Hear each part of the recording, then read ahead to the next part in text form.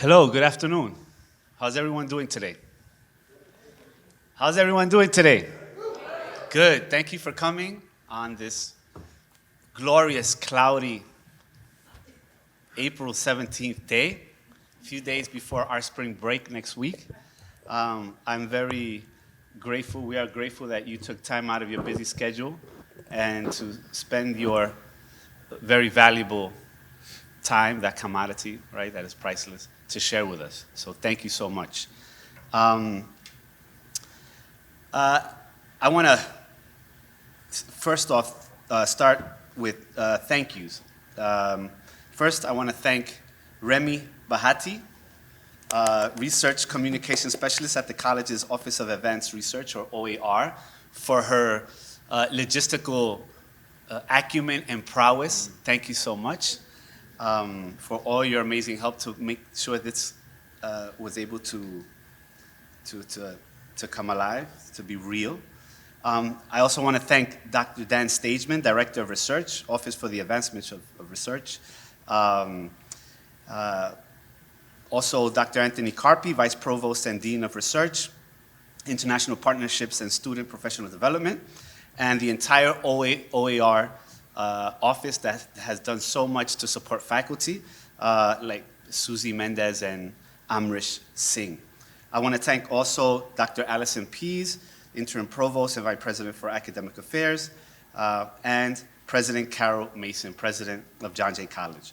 And I wanted to give a special shout out to Jessica Siegel, who was able to connect me for the first time last year with Dr. Tomás Sandoval.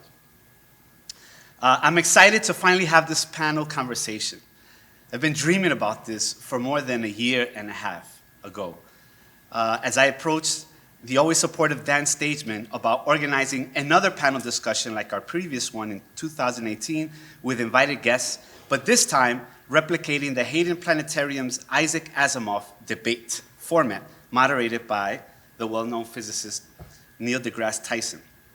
And Dan, in his inimitable solidaritous way, and after my incessant, petulant email prodding, smiled and said, "Okay, Ed, let's do it."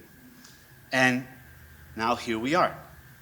This afternoon's topic is the future of storytelling, a very relevant topic today. This is not a debate, but a conversation. The idea for this panel came about because for the last several years at CUNY, I, a historian, trained in the late 1990s in the fields of Latin American and Caribbean history, have been grappling with issues related to my field. For example, what does it mean to be a historian? Just writing books? How can we engage with other ways, methods of documenting and delivering history? Can we break free of traditional structures of making history? How does teaching at a place like CUNY, and John Jay in particular, which is a Hispanic serving institution, inform how I engage, we, in documenting the past? Should we, historians in the 21st century, especially in higher education, be learning how to tell stories with different tools and in other genres that don't rely solely on textual evidence? Like the ubiquitous academic monograph that is the linchpin and so important for the tenure and promotion process rampant across academia. This is Professor John McNeil's argument in his 2019 presidential address at the American Historical Association entitled Peak Document and the Future of History, right? And his argument is that the increasing use of new scientific tools and techniques in historical research, such as paleogenomics, the study of the genetic material from the past, LIDAR, 3D laser scanning that has transformed our understanding of human settlement in the Amazon, and analysis of dental and protein evidence is fundamentally changing the historical discipline. McNeil argues that this mounting flood of non-textual evidence can potentially lead to a decline in the relative importance of the utility of documentary evidence compared to other types of sources, raising the possibility of what he says is a peak document point, or a document bubble. This poses challenges for the historical profession in terms of training, hiring, and institutional structures, as historians must adapt to incorporate new scientific tools and methods. The overarching argument, his argument, is that this revolution in historical research methods presents both exciting opportunities and significant challenges for the historical discipline going forward. And this has stuck with me ever since I read his McNeil's presidential address. Is writing a book, and in the way we write, is that the thing that makes us historians? What about oral histories? Will the future require historians to embrace innovative collaborations in their storytelling techniques and tools? Will college history departments exist in 50 years? Will historians, in the way we have come to know these workers and their professions, still matter? These are some of the questions I've been wrestling with for the past 2 decades, and today's conversation, hopefully, is a small step toward clarity. Today, we have 3 panelists. Each possesses a unique relationship to storytelling. First, we have Samantha Galarza, who is a SAG-AFTRA actress, writer, performance artist, educator, podcaster, and stage director. Ultimately, she is a storyteller. Her dream is to bridge the gap between mainstream media and decolonial art. Her work interweaves personal narratives of queer identity, internalized and systemic racism, generational trauma, migration, and gender-based violence with policies that disproportionately affect historically marginalized communities. She's been published in award-winning anthologies and has performed internationally. Sam is a co-founder, co-host of the bilingual queer femme Latinx-centered podcast Latinas in Quarantine, and co-founder of the queer performance art collective A Beautiful Desperation. She's a NALAC, ELI, Emerge, NYC, La Pocha Nostra, and Emerge Lab Fellow, and a proud Rutgers alum. And for the last almost 10 years, she's been the director of my one-man show. Christopher Wolfe, to my left, is a graduate of the United States Military Academy, West Point, and served in the U.S. Army for 6 years. He is a veteran of Operation Iraqi Freedom and was awarded the Bronze Star Medal for the meritorious service in a combat zone. After completing military service, Chris earned an MBA from Duke University and worked on Wall Street as an investment banker. After 5 years on Wall Street, Chris went on to earn his MFA at Columbia University and was selected to be the inaugural artist in residence at the Eric H. Holder Jr. Initiative for Civil and Political Rights, teaching creative writing at Columbia's undergraduate creative writing program and at Rikers Island to incarcerated students as a part of Columbia University's Justice and Education Initiative. His writing has been featured in the Bomb magazine, the New York Times, and 2 anthologies. He also has lent his experience and expertise to the Broadway production of the Pulitzer Prize-winning A Soldier's Play, serving as its military consultant. To my extreme left is Professor Summer Sandoval. He's an associate professor of history and Chicanx-Latinx studies at Pomona College, where he teaches classes on Latinx, oral history, and post-war social movements. He is the author of Latinos at the Golden Gate and has organized 2 public-facing exhibits, Voices Veteranos, Mexican America, and the Legacy of Vietnam, and Sounds of Pomona, Coming of Age in the Golden Era of Music, 1955 to 1975. He also has written a stage play entitled Ring of Red, A Barrio Story. Summer Sandoval is a former president of the Oral History Association and is currently writing On the Edge of Things, Latinx America and the Vietnam War, a book project based on oral histories with Latino Vietnam veterans and their families. So please help me give a warm, bloodhound welcome to our panelists.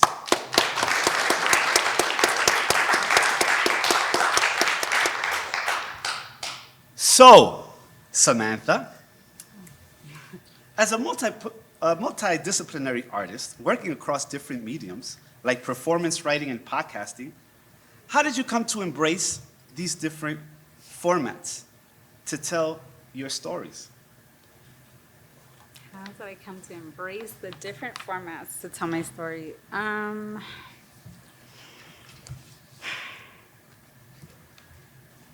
So I started as an actress. I've been acting since I was very young, since I was 8.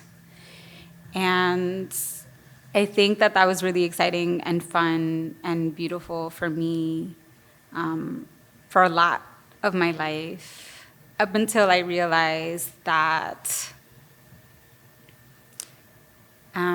the kind of characters that I was being sent out for, the things I was auditioning for, sometimes the things that I was booking, were all usually the same kinds of things. So it was, you know, the girl in the gang, the girl who's pregnant, the ghetto girl on the block. Then it started to shift, and it's like the police officer, right? And those kinds of things. But it was the same thing over and over and over again. And I think that by the time I got to college, I was studying all of these things. I was like double majoring in Latino and Caribbean studies and women and gender studies, and I was, you know, studying sociology, and I was working on a thesis, and I was like really connecting the pieces, I think, for myself of like things I had experienced in life and just the world, trying to make sense of the things that didn't really make sense to me. And so it started to clash when I was being sent on auditions for things that, you know, not that there's anything wrong with them necessarily, but we're just very stereotypical, very one shade, one color, the same thing all the time. And so I got to a point where I wasn't really sure, like, if that's what I wanted to keep doing, because, you know, I didn't have a lot of control. I considered academia as a path for a little bit, but that also felt like it wasn't going to give me the creative liberty that I'm used to. And so I actually did this program that used to be hosted out of NYU. Now it's at Bax, but it's called Emerge NYC. And it was the first time where I realized that I could really bring history and a lot of the stuff that I had learned and that I was learning at the forefront of my art. I mean, I've always been a writer, I've always written, I've always done a lot of other things, but for the most part, I just like considered myself an actress for a long time. And that was my first taste of like, I can be creating things that talk about the things I want to talk about, you know, that bring in the pieces of history that are really important to me. I can shape it the way that I want to shape it. I can play with all these different like things. I can play with audio. I can play with performance art. I can, you know, really bring ritual into the space, which is something that in my personal life was really important, but it's not something I had been able to do on stage and stuff. And I think that once I realized that, you know, when you're creating your own content, you just have so much more control over what it is that you're saying and the dialogues that hopefully you're helping people to have through your work, and then afterwards, if they want to talk to you and stuff like that. Samantha, it just kind of really, yeah. You said ritual. This is interesting.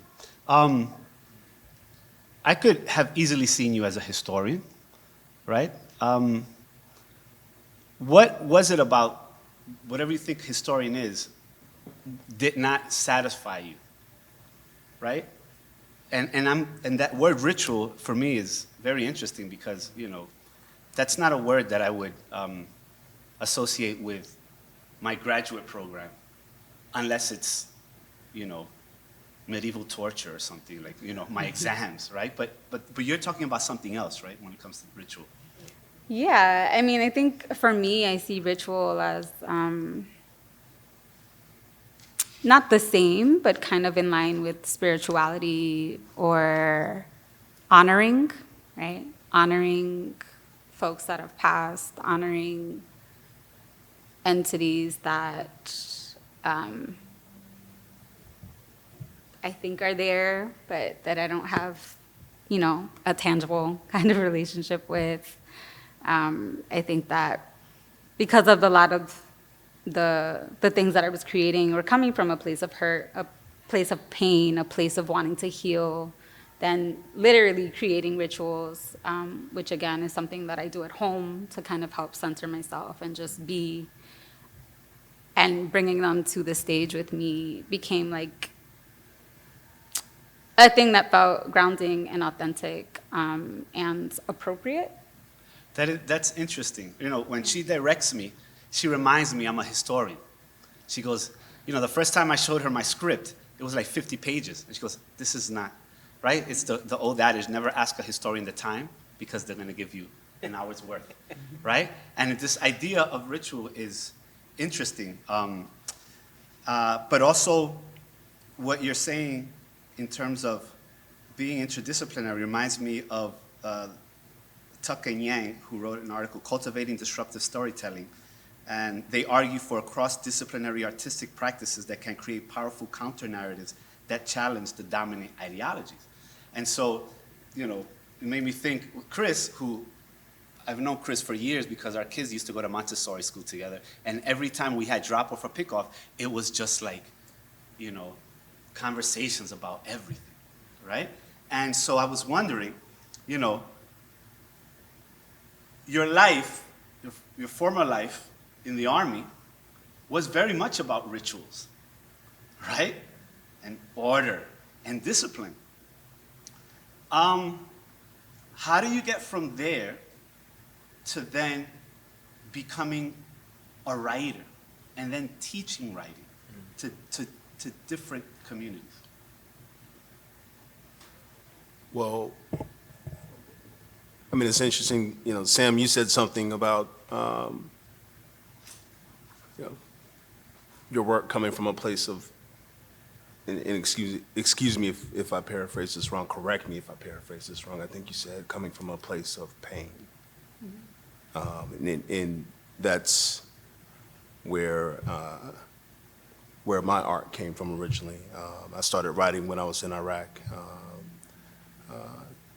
writing what I would describe today as poems. At the time, they were song lyrics that I wrote to go with music that I was learning to play. I paid a Iraqi contractor to go to Baghdad and get me a guitar so I could play guitar with some other guys who I was deployed with, just as a way to deal with the environment. And through playing the guitar, I started to write a little bit. And when I got back from the desert, I continued to write. And I put that side of me away, though, to pursue business and you know, studied investment finance, moved up here to New York, started working in finance here at a bank that's no longer around called Merrill Lynch. And I started doing that in 2008, which is when the market essentially melted. And it was another kind of chaotic environment. So, you know, in that environment, what I turned to again was writing, which, you know, once it came out at that point in my life, it just, you know, just kept coming out. Like, it got to the point where I was at work and I should have been building financial models, but I was at my desk with you know, Sam and Tomás have heard this before.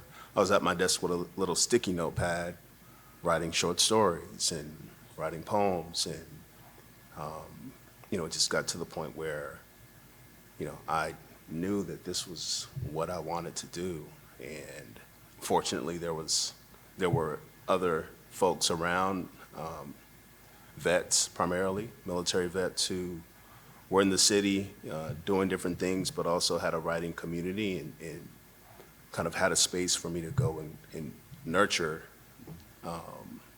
that desire to capture my thoughts and feelings on the page. So, you know, that kind of led me to pursuing it full time, which is, you know, was a pretty scary decision, but, you know, I guess it's working out. It's still working out right now. You know, when I was conceiving of this, I was saying, you know, I want my students also to listen to this because, like many of my fellow colleagues here, we know our students are first gen, right? Sometimes they're immigrants, children of immigrants, and I'm a son of immigrants, right? And so we're very clear about what we have to do. We have to get a job and honor the sacrifices of our families.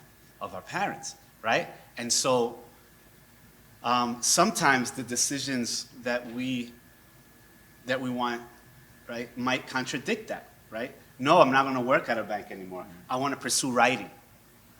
Wah, wah, right? Like that goes against the entire system of what quote unquote success is supposed to be. And I was wondering,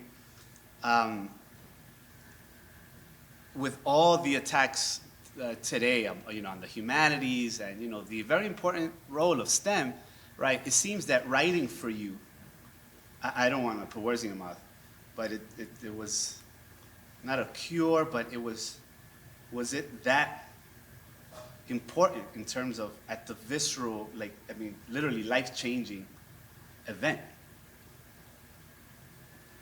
Yeah, I would say that was, the page was the only place that I felt free. I think, I had most of my professional career was working in spaces where, you already used the word, Eddie, just very regimented, very structured.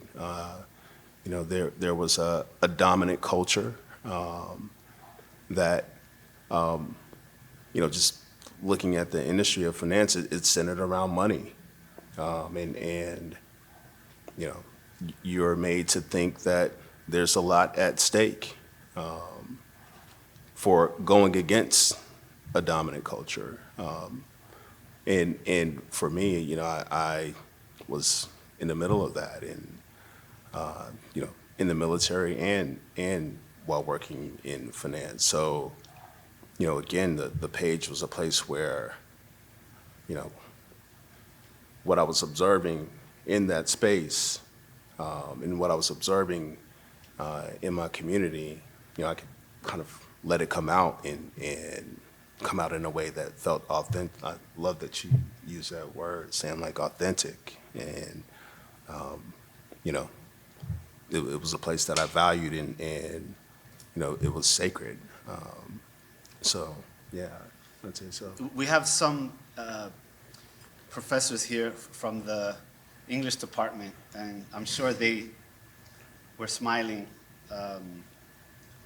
when you said, the pages where I felt free, Yeah. right? That's incredibly powerful. That's what we teach, right? And not just the English department, but, LLS departments, right? These classes where there's something about writing, and it's a cliche. You hear people from Salman Rushdie to Toni Morrison, et cetera, about how powerful that page is, right? And it's you and your relationship, and it's just you and what you write and those characters. That's for me, and also how you work out, like Caruth says in Unclaimed Experiences, exploring trauma and identity, how it shapes the narrative, and how it aligns with your multifaceted background, but also journey. But you, Chris, and you, Samantha, are not part of the guild of historians, right? But there is someone on the panel that is, and that is Tomás, right? Because we're trying to understand, what does it mean to be a historian? Or does it mean being a storyteller, as they say, as in Africa, the name is griot, a storyteller, right? And one of the things that fascinated me about you, that because of Jessica reaching out to you, I wanted to know, what does a historian teaching in college, like Pomona College, beautiful, sunny Pomona, want to get involved with museum exhibitions and a stage play? Since, within our system of academia, particularly in history departments, you might get this, but that's it, right? What is it? Because there's no real benefit in the sense of, you publish a book, why do it? You should have talked to me 5 years ago, then I wouldn't have, but no. So as a historian, I think that question would have a different power on me as a professor of Chicano studies, right? And what I'm about to say about Chicano studies, I don't mean to say that history is far more well, it is more conservative about things, right? It's more empirical. It has a certain kind of internal conservatism to its output and things like that. But there's generations of people who have expanded and pushed and changed creatively and otherwise what that output is, right? I mean, there are people who are trained as public historians nowadays. There are people who hold positions that are that, right? Oral history isn't as marginalized as it was 50 years ago. So there are changes in there. But in Chicano studies, which is my other home, like formally, but it's my everything home in higher education. That project that is 50 years old started like Puerto Rican studies, and both of them taking their leadership from Black studies, Africana studies. These were not just projects about changing the story. They were about critiquing and changing the university, right? They were blueprints for changes in the process of who gets to say what knowledge is, of whose knowledge it is, right? About our larger relationships to the places outside of the proverbial ivory tower walls of these places, and that kind of back and forth, right? Critiques of the historical ways that we use those stories, you know, and then internalized it but had no benefit. I mean, it was a large, multi-purpose critique. And in there, I think, is this long tradition and welcoming for, like, what about the form? Like, let's change what we do in terms of to reach. Like, we always talk about, well, let's do it for the community, right? We always be concerned about the community. I'm gonna write this book accessibly. I did that with I thought I did that with my first book. My parents love me. My parents love me. Let me go on the record right here in New York, let you know my parents love me dearly, yet neither one of my parents read my book. I know they didn't read my book, even though they'll pretend that they did. And I love them for that, right? But that was a big change, like how accessible or inaccessible the very form is. Tomás, did they see your play? Yeah. Oh, yeah, every night. All 9 shows, yeah. Yeah, every time. My dad was in it. My dad, who worked for the phone company for his whole life, and my work is on Latino Vietnam vets, and that's because that's my story that I grew up with in that household. My dad's a Vietnam vet, my tio's a Vietnam vet, all the kids I went to grade school with, including 2 Vietnamese kids, their dads were all veterans of the war. And then when he retired, he started taking an acting class at the community college, and now you've probably seen him in commercials and stuff. He gets work. It's a trip. So to finish up, you were saying you had an issue with the structures you exist in terms of the book, the monograph, that somehow it's just not as accessible as you wanted it to be. Or how accessible do you want it to be? As accessible as a story is, right? Because the coin of the realm, especially for promotion and tenure, is you got to get a book.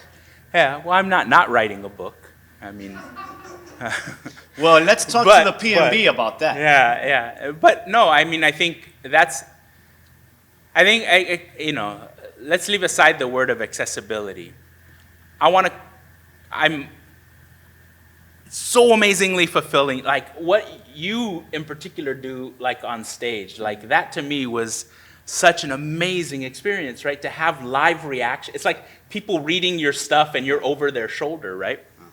That kind of experience is bigger. That's a collective experience at the same time, right?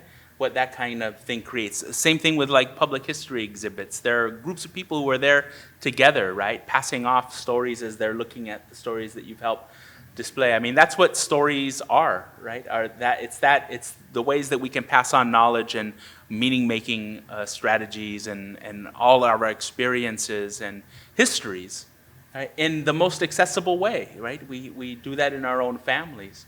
And to replicate that kind of level of accessibility, I think, is more than it's not just a creative thing, it's the political charge that I was born into in this field. So are you, is a call to arms that we should have different, Hey, brothers, change the put criteria? down the arms. It's a call to community. It's a call to storytelling, and it's a call to pick up the recorder. But to your fellow historians, what do you say? Like, go easy on the monographs? I mean, because obviously, you're not going to go to, you're not getting on C-SPAN because your syllabus was fabulous, right? Right, that's the reality, right? I never had the goal to get on C-SPAN until right now. I write watch the C-SPAN best at 2 killer in the morning. syllabus that gets me on C-SPAN. But no, it's not, it doesn't have to be either or, right? Like I don't want to ever pretend that a historical monograph, that the work we do inside of the field isn't important, that the conversation that we're having with other historians and other academics and the kinds of ways that that filters into a classroom are not significant, but they have limits. But right? and I think owning those limits is key. And we exist, right? For example, in a world that has particular expectations of us and what is success. Assistant professor, associate professor, full professor, right? And part of that, you got to publish, right? Publish or perish, right? Something that Samantha, probably, I'm going to guess, it's superfluous for you, right? But you deal in another kind of universe, right? Because your work is about interweaving personal narratives, right, with systemic issues. Share with us, please, an example of how you've woven those elements together, like in a specific project. And what impact do you hope to have on your audiences?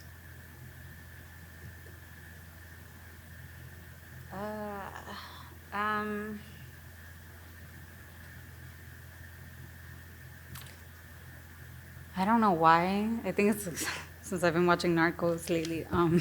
It's the first thing that came to mind. But so again, I think so when I was younger, so my brother, who has passed away, really struggled with like a very serious heroin addiction. And so that was one of the things that, growing up, I was constantly being confronted with. If you have any experience with that, it's not so fun. But I started to realize that, it wasn't just him. I think a little bit similar to what you were saying, Tomás, when you were saying, like, I went to school and all my peers had, like, dads who went to war and they were veterans, right?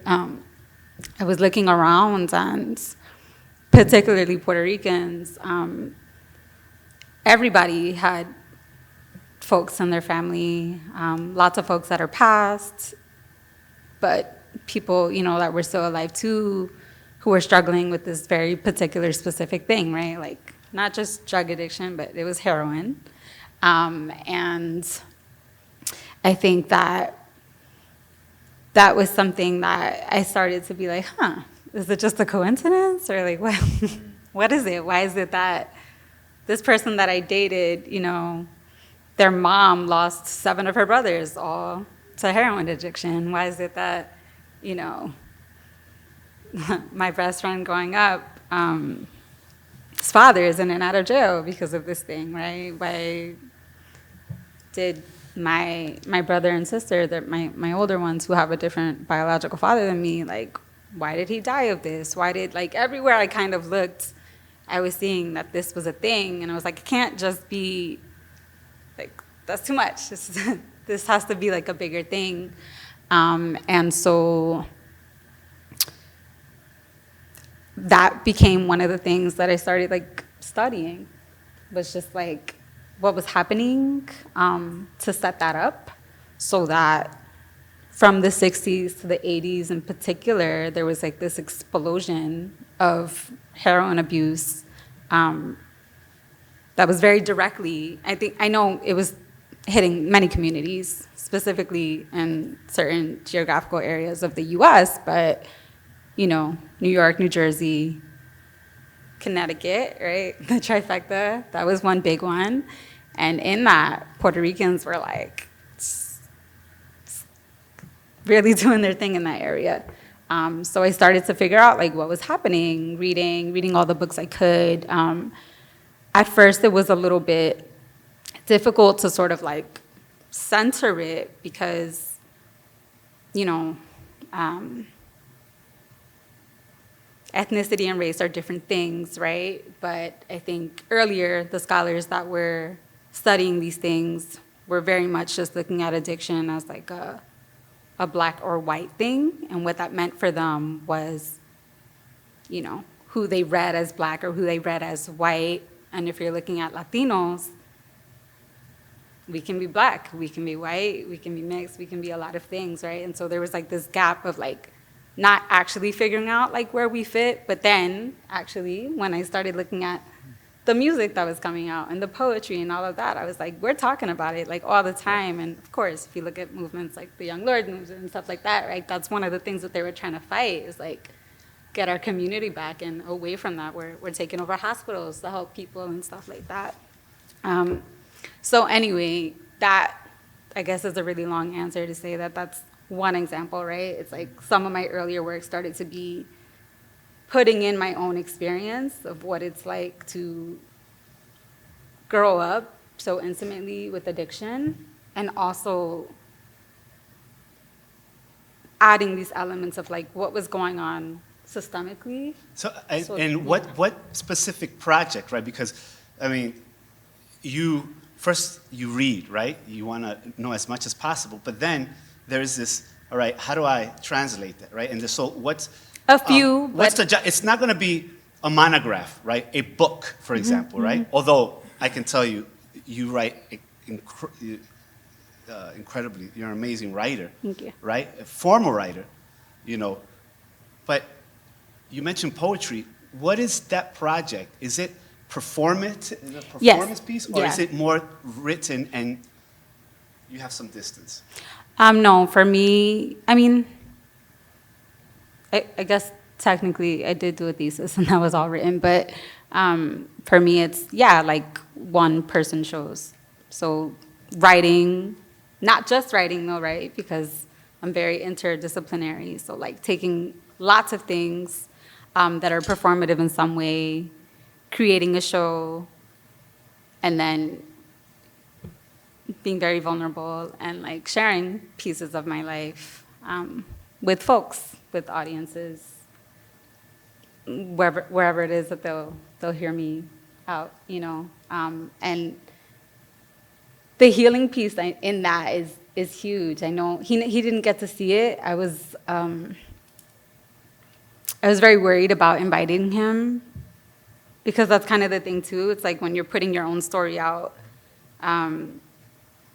that means that other people are involved, and it's kind of weird because it's like, do they consent to having certain information out? How much do I say? How much do I not? Because it's not just my story. It is my story, but other people are involved that aren't exactly like, I want people to know these things. But I had did this one work once.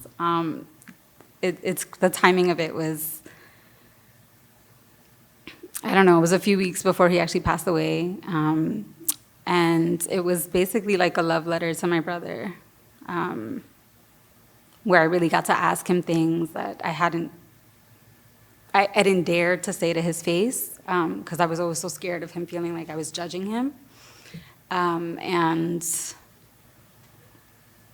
yeah, that's what's really coming to mind. But Thank you for sharing that, Samantha. I mean, you said healing, and that's something that you don't hear, at least I didn't hear, in my graduate program, in history, right? The idea of healing.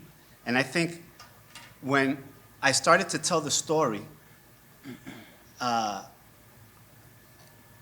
in performance on the stage, then it went from the archival document to something else, to how does this piece, which can be transformative, how can it be used to heal, right? No idea, you know? 2 years of coursework, 1 year of comps, 1 year of research, 5th year, you write the dissertation, and that's it. But the idea of healing, right? Like getting back to education in the way that Paulo Freire, in the Pedagogy of the Oppressed, thought about thinking, right? And an example of this is when we do the play, Eris Perejil, Parsley, which was kind of a shibboleth that Trujillo's army used to distinguish between black Haitians and black Dominicans.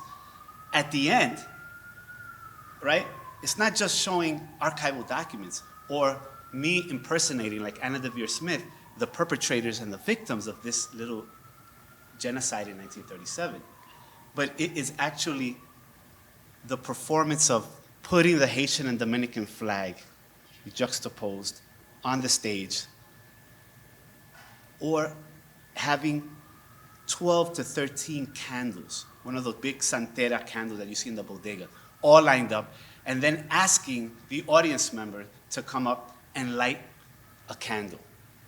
And if there's fire restrictions, then to take a bowl of flower petals, red flower petals, and throw them on the flag, right? That for me was in a high, like, oh my God, this is what you can do with history. That's the ritual, though, right? Like Yeah. that's an example of how ritual can be put into performance.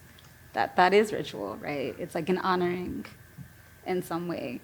This practice thing that people are familiar with, right? That is like honoring folks who were murdered, who probably, many of them,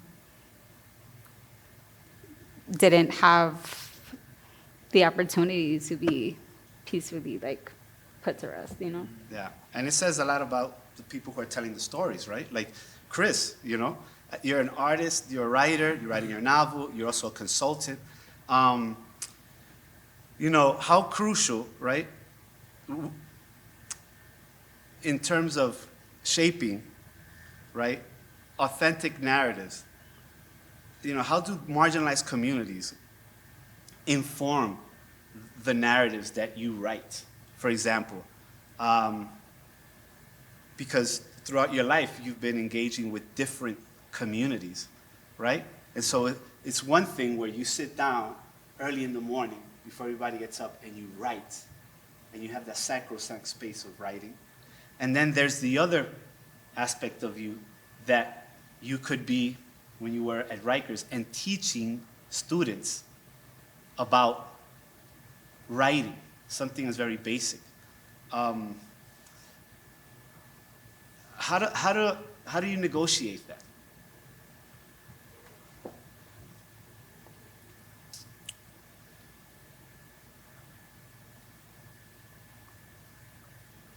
And you could rearrange the question. Yeah, no, I'm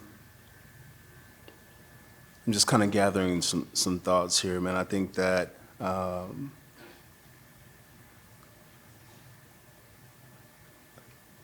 kind of diving into memory right now and thinking about my first time I went into Rikers Island, and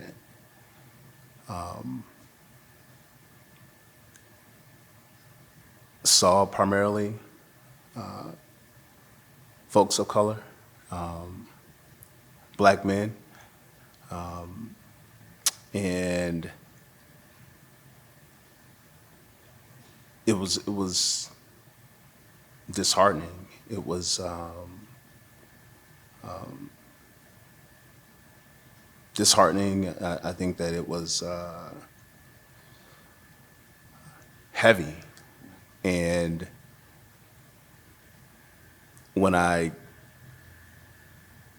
left Rikers that day, I sat in my car for a little while and you know, just kind of, you know, thought to myself, like, you know, how does this happen, right? Because I was at the time teaching at Columbia as well. In every classroom that I walked into at Columbia, the class that I taught anyway, and in the classes that I was in when I was attending Columbia, there weren't many folks of color. There weren't many black men, and you know, how can one space be heavily populated with folks of color in one space be lacking severely. And also, the thought I had was, why wasn't I doing something to gain a better understanding of this and take action sooner? So, I think that an important part of my growth as an artist and just as a human being has been, just being in authentic relationship where I am entering into those spaces and relationships. Just the word I often use is open, and entering into them. Although I'm often in those spaces in the capacity as, a teacher teaching a class, teaching a writing class, I come in with the understanding of I have a lot to learn, and the folks in those spaces are often teaching me quite a bit about not just art but about life, because it's in those spaces where, although the jail itself, from my experience, was just a very, again, dark, disheartening space, there was a lot of light shining inside, a lot of inspiration, a lot of chances to build community and relationships that are still lasting to this day. It's kind of strange. So I was actually working on a project before I started teaching at Rikers, and an aspect of that project kind of spoke. It was a work of fiction, and it spoke to the experience of being incarcerated. And during my time working there, I stopped working on that project because I just didn't feel that, one, it was my story to tell. I also felt that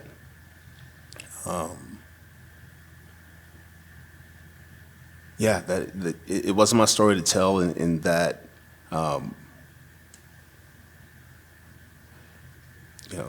that even if I tried, there's no way that I could tell it in a way that would fully capture what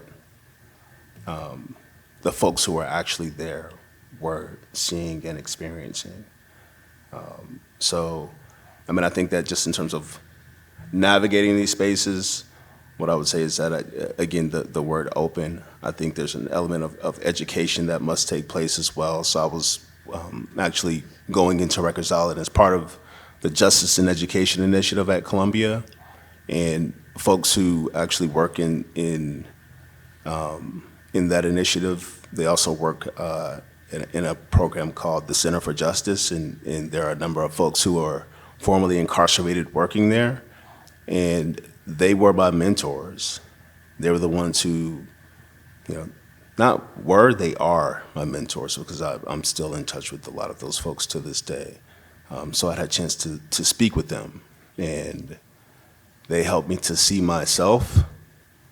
They kind of held up a mirror before I went inside Rikers, and helped me to see the ways in which I could come in and connect and build relationship and community, so that I could, just have a positive impact through that experience. You're talking about, I think, the transformative potential of arts / education in carceral settings. Yes. Yeah, so I'm part of an organization called the Writers Guild Initiative, and we actually go inside carceral settings as well. So I've actually been out to a prison out in Indiana called Pendleton Prison, and whenever I'm part of any experience facilitating writing, what I think and believe is that you know, we're there to create a space where we all can be vulnerable and share and express ourselves,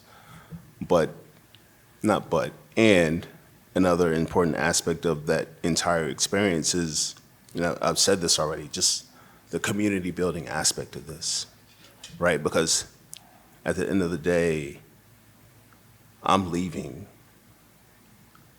Like I leave out of Rikers Island, I leave out of Pendleton Prison, but there are folks who are gonna still be incarcerated there, some of them for a very long time.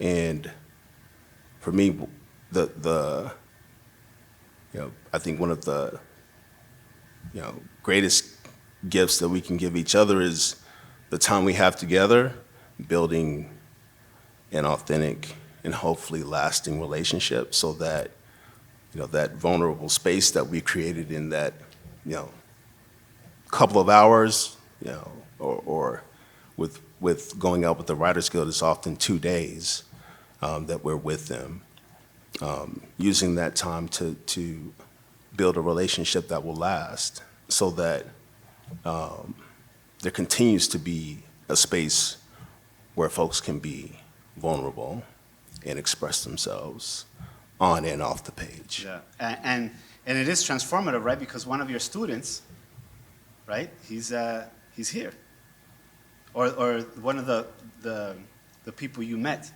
through these programs. Yes. One of the students that I work with, he is a student here at John Jay now, and I'm not gonna identify him because if he'd like to identify himself, Sure. but yeah, he's here, and he's I saw him for the first time. How's he doing? He's doing all right. He's doing all right. When I saw him for the first time on the outside, we met actually close by to here, to John Jay, and he had his son with him, and yeah, I mean, I can't really describe how it felt. We were both smiling, and there was a lot of hugging, and yeah, I mean, it was just, great to see him here outside. Thank you for that, Chris. It's 5:30, and I know we have until 6, but we're going to be wrapping it up. So because we really want Q&A, we want to hear what you have to say. So we just have a few more minutes. Tomás, since you were the former president of the Oral History Association, I have an oral history kind of question for you. How do you see the field of oral history evolving to make marginalized narratives more accessible, there's the word again, and impactful, especially for younger generations, such as our students here at John Jay? I think, yeah, it's growing. I think the amount of people who do it. I think the thing about oral history that makes it always this durable thing is we all already almost do it, right? Most of us grew up in environments where stories are being told, where stories are being heard, and so we're engaging in that. I think the wonderful thing that's happened, I think, in the time that I've been in higher ed, like from being an undergrad 30 years ago to my various professor jobs, is the amount of people who are trained in it, the amount of people who are engaging it, even when they're not fully trained, and it's a forgiving art in that way, right? So I think that's what it's about. I mean, I think like so much of what we're all talking about are like the both of you are just proof of the amount of creative, amazing, story-based things that happen inside of our various communities that are as analytical, as important, as reasoned and researched, and impactful as anything that happens in academia, right? And yet not happens outside of academia, right? And part of what oral histories, in some ways, like this is academia catching up with some stuff that's already in the world, right? Like that's an important thing to think about with oral history, is that we're not doing anything for for those communities. We're not doing anything that isn't already present in them. You know, my late colleague Horacio Roque Ramirez, you know, referred to this as the living archive, right? This archive exists, right? It makes meaning and has stories and analyses on its own. What we can do, the thing that we can do, is help to record and preserve those things, and that's an important part of that process, right? But Yeah, it reminds me when I was in grad school with the whole emergence of postmodernism, and there was a classmate of mine who actually said the following, right? He was a traditionalist, textual, archival historian, and he said, postmodernism is just an excuse not to visit the archives.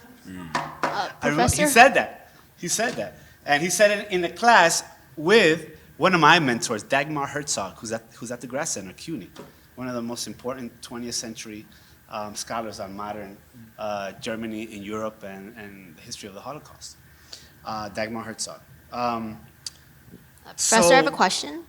I recall you Okay. earlier saying that oral history used to be stigmatized. Well, as you can tell, I'm young, so I don't get it. Why was it stigmatized, and what's the historical context for this? And was this like back in the 60s or 50s or decades earlier?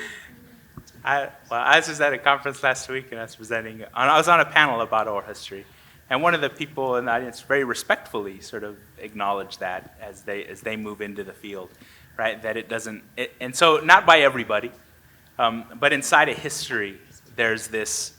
Again, we're a very empirically based field, right? That you have your evidence inside of the archive, right?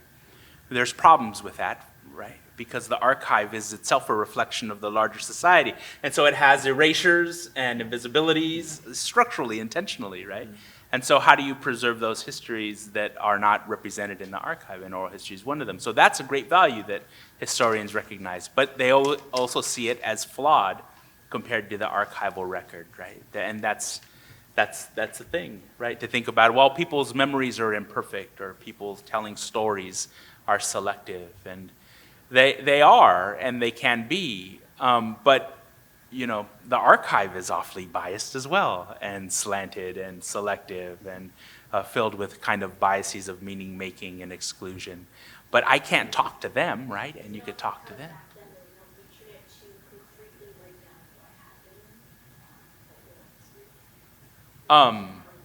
I don't know. I mean, I think the internet is harder than help here, right? Because most of our archives are going to get destroyed when we die, because you can't access somebody's TikTok or Facebook. But And it is, right, and the oral the traditions, you know, it just exists without any structure or shell, right? Like a few weeks ago, I had a book signing of my book called Refranes de mi abuelita, Refrains of My Grandmother. And this book, it's a book, but what's the book, really? If I want to be really like mean about it, it's not a 300-page book with sources and footnotes and 10 archives around the world. No, it's a collaboration. My friend, who's an artist, she did the paintings. I did an introduction of how I documented these refrains. And then in Spanish and English, you have the refrains, right? Like we all know. Tell me who you're with, and I'll tell you who you are. Don't leave for tomorrow what you can do today. That's all. It's about 12 of them. But in the introduction, I write that my grandmother grew up in the teens. She was born in 1903. But she happened to be born in the countryside of the Dominican Republic, when most people were illiterate. She just happened to be grow up with a tia, an aunt, who had a library. And so she learned, read by an early age. And so those refrains, she raised my mother and aunts, and in the Dominican Republic, when they came here in the 60s, 70s, and 80s, they raised us with those refrains through the 1970s blackout, to the crack epidemic, through 9/11, to help us survive. And now, 4 generations later, I'm teaching my kids those same refrains. And it's one of the most proudest things that I've done. Because, we often say, oh man, if I was a trust fund baby, I would, and I'm like, that's the trust fund. That's the archive. That's the National Archives equivalent, right? That's our heirloom, right? But it took me years to reframe it in that way. So that's what I'm gonna say. Yes. Hi. Thanks for being here and letting us come. I wonder if, but I'm going to provoke you. I wonder if the real title of the seminar should be The Purpose of Storytelling. And and with respect, I think all of you clearly are telling stories of your own personal discovery. And that many stories today, many of our Facebook pages, many of our Insta, are stories to discover and claim our own identities, to create a context for our own experiences in a world we may or may not understand. But I don't think that should be conflated with the notion of storytelling for the receiver of the story. There is the story of your own experience and your own expression and your own life and your own discovery as an adventure. But then there's the person that goes to buy the ticket at the movie and wants to find out how that story connects with them too. And I think those are two different agendas, really. One is an artistic experience that is fueled by your own desire to understand yourself and the world. And the other is a desire to resonate with a universal story with the greater structure, with the greater world of people who are interested in a mythic telling of a context for themselves. I wonder how you might respond to that. Panelists? What's the difference? The difference is you're saying one is mythic. Mythic meaning what? A universal. Universal meaning what? A story that all men or all women experience in the world. That there's a classic story, there's a mythic story of our own journey, if you will, to enlightenment, to understanding, to peace, to whatever those great stories are that people seem to resonate with.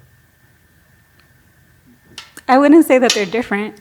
I would just say that Well, if they're good, one is specific, right? One's a little bit more specific, but those themes and those things exist, I think, in all of our stories. And I do say our to mean like everybody's.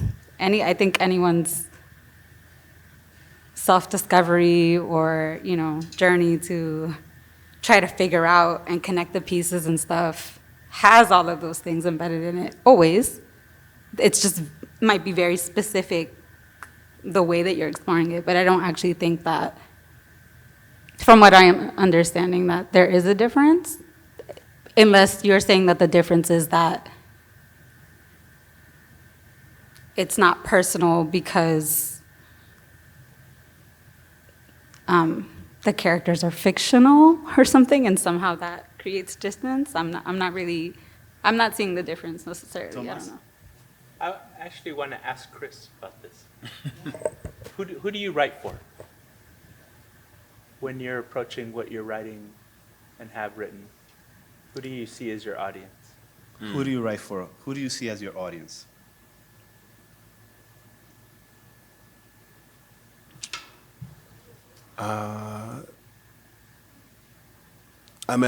When I start writing, I wouldn't say that I'm necessarily, when I start a piece, I'm not necessarily writing for anyone other than me. Like, I've seen something that has moved me, or I've heard something that has moved me and has compelled me to show up on the page. Sometimes it's being, riding the subway and you're sitting next to someone and they express themselves in a unique way, and that becomes the germ, the seed, and from there, I access sometimes personal memory, and I access imagination, and I keep going as long as I feel energy. And I think once I've captured what I believe is, you know, I guess I'll say a draft of a story, I might share it with, you know, some folks use this term trusted reader, someone who's really gonna, you know, who will take what I've written and, you know, engage with it meaningfully and, you know, get a sense for how they respond, you know, what they respond to. But I wouldn't say that I'm necessarily writing for someone. Yeah, I wouldn't say that I'm writing for someone specifically. It's a matter of you know, of energy. I'm writing towards that energy. Yeah. And yeah, I think I write a lot for me. You know, what Chris said, you know, where you feel free, and I laugh out loud. I told Samantha the other day I'm working on the third one-man show now.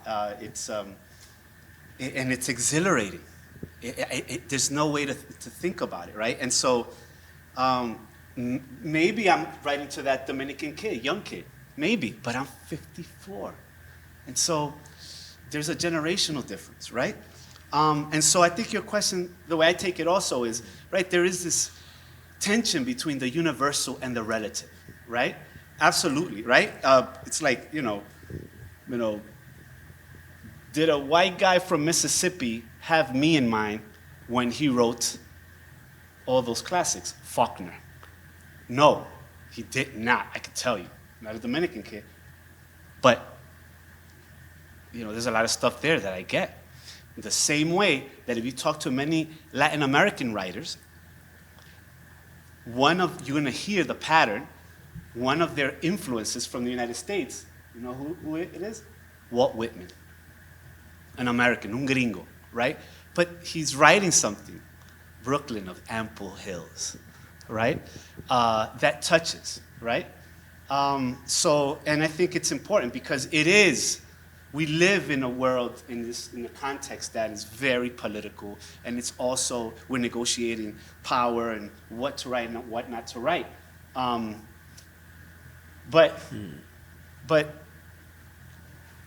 I'm not a novelist. I don't do fiction, like, you know, it's kind of nonfiction history. But when I do start writing in performative genres, it is very visceral. And if most people don't get it, they won't get it. I understand that, right? I also remember, before we go on, Junot Diaz, who they asked him, you know, who he wrote The Brief and Wondrous Life of Oscar Wilde, won the Pulitzer, drowned. And they asked him in a conference, they said, you know, I like your writing, but you're not, you know, some of the words I don't understand. Because, you know, I think you should translate because I want to understand. I bought the book. Yo, help me out. And Junot says, he's like, I'm not going to translate for you. And that's intentional. He said, because I want you to feel just a modicum of unease and feel what an immigrant feels of being unable to decipher this new world, right? So, you know, we're constantly negotiating in what we write, and it's a constant tension. And also how we document it, right? And what we put value on, right? Whether it's a novel, whether it's performance art with writings, whether it's oral histories, or a combination of all those things. It's contested ground. We know this, right? It's a political kind of space where what we're doing, if you look at the continuum of many of our communities, it's subversive and radical because I still remember going with my family to the factories in the Lower East Side today they're gentrified in their lofts, to work in the factories to sew hats, right? And then take that piecemeal load at the end of the day back home to make extra money. My parents who never passed a second grade education. And 54 years later, here I am with a PhD, and here I'm working, not with my hands, but with my mind. So it is incredibly political.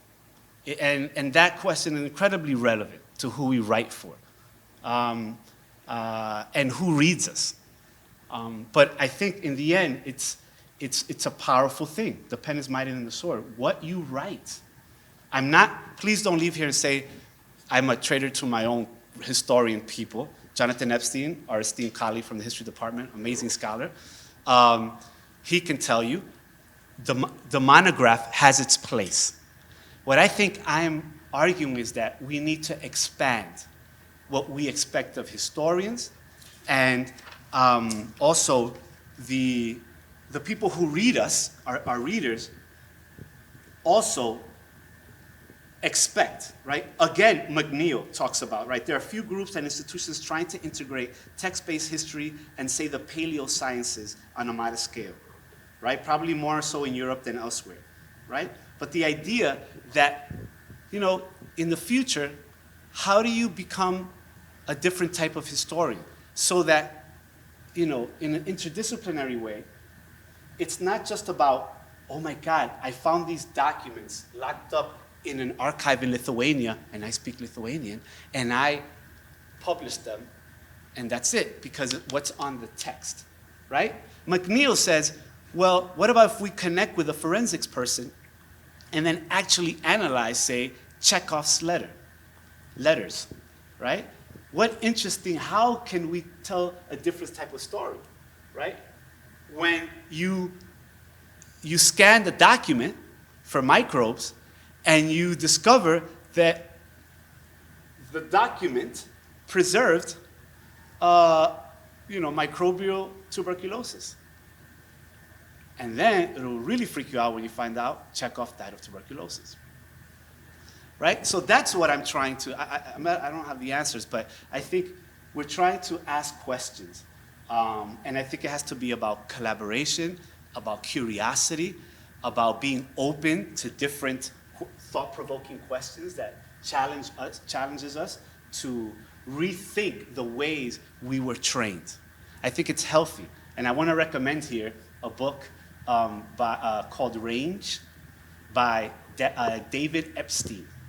And it's, he focuses on parents and kids about specialization, but it goes, I guess, it applies to everyone, which is, right, jack of all trades, right, better than a master of one.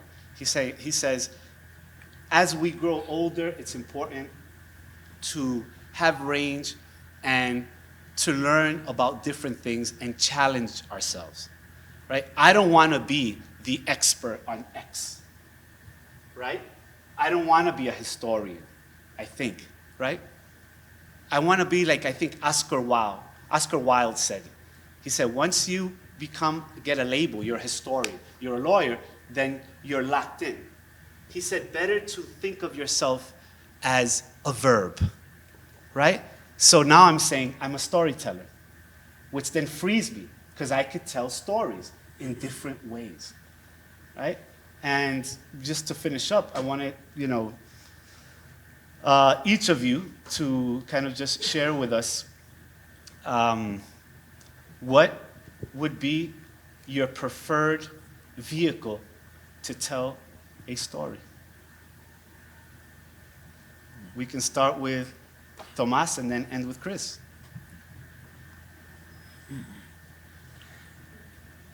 I don't know. I mean, if I think form, I don't know. I feel like at this point, I'm so open to any possibility of form. But I think the consistent is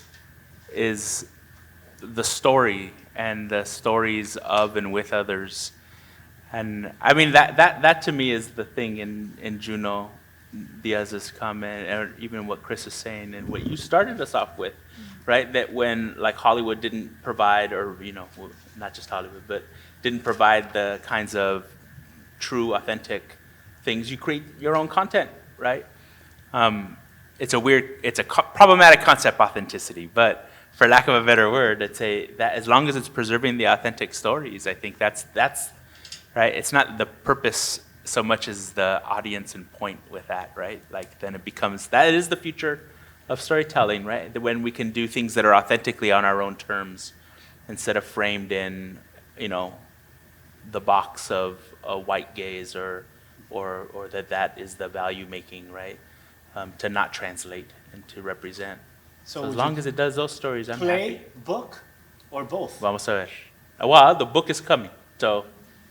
Okay. When you're not writing. Yeah.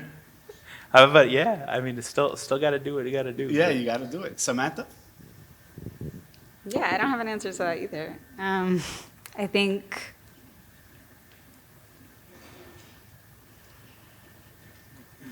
I don't think I mean, if I had a preferred way, like a clear, outstanding winner, then that might be what I'm doing. I think the reason that I mix so many different kinds of things and that the avenues that I've tried and the things that I've done feel and look so different, and we haven't necessarily, had that conversation here of all of what that consists of, but I think there's a beauty in not having to choose.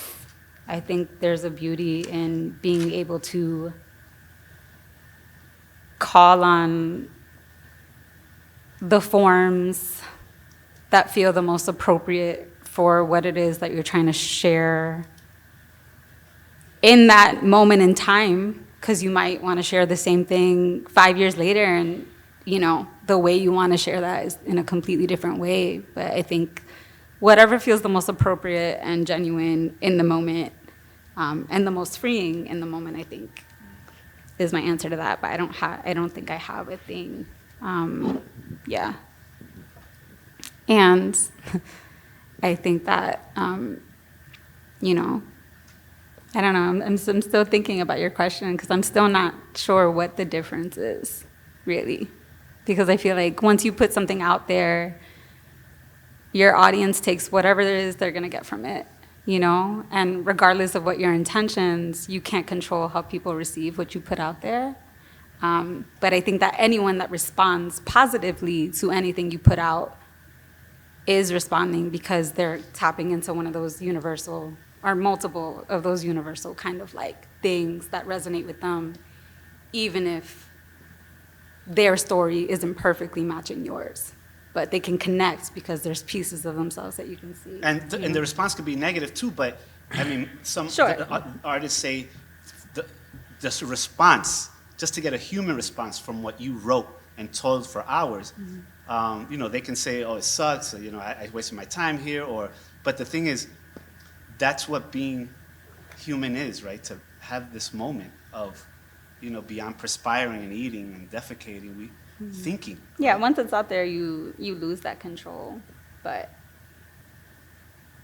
yeah, I don't know. I don't know what the clear line is. Okay. And Chris?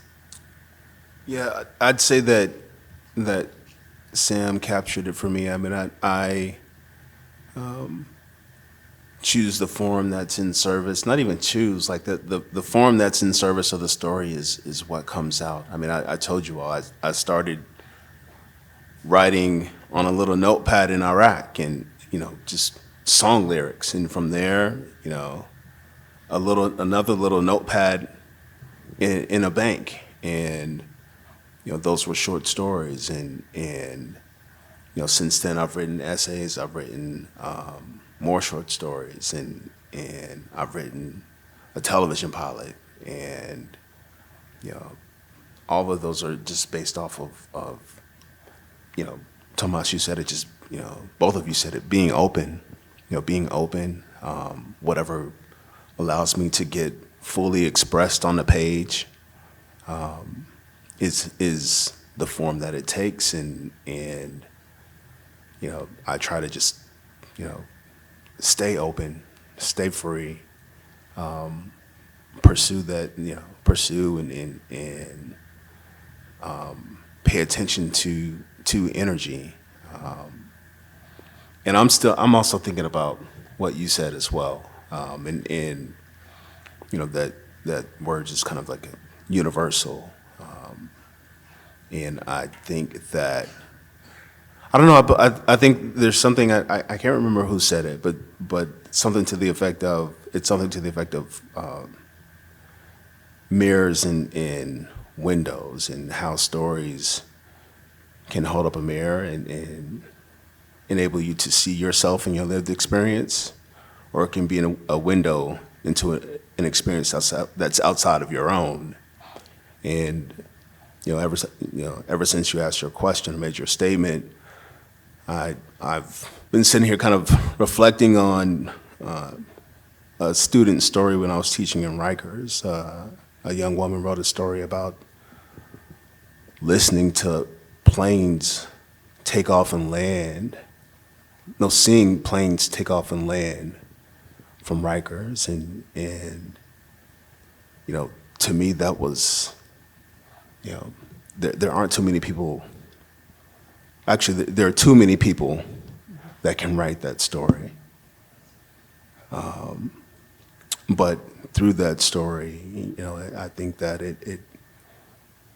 it captures something that, from her unique experience, it captures something that I think a lot of folks can relate to, just in terms of, as I read it and see it, suffering, a desire to alleviate suffering, a desire to, be in another place, feelings of pain and regret, and as I'm sitting here I'm thinking about her story, and I'm also thinking about sitting in the desert of Iraq. And I can feel and sense a common thread through both, but I get the sense that she told her story, without the expectations of anyone in this room. She wrote what she was compelled to write from her experience. And I think, I'm just one person, but I think that it had,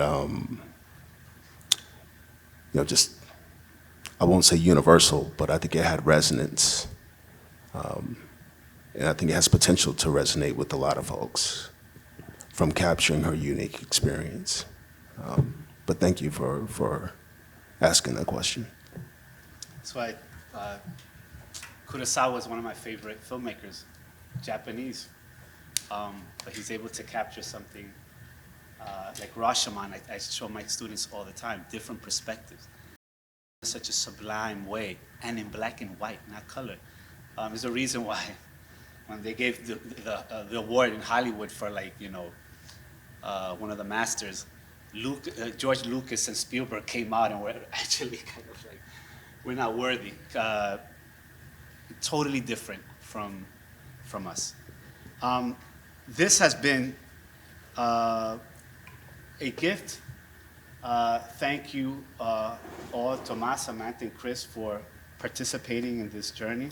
And I also want to thank all of you for your indefatigable patience and generosity of time. And please, before you leave, there's some food and drinks, and we'll stay here. We'll talk and continue to converse, but we want to thank you for taking time out and sharing with us. And please give us a warm applause to Tomás, Samantha, and Chris. Thank you, guys. Thank you so much.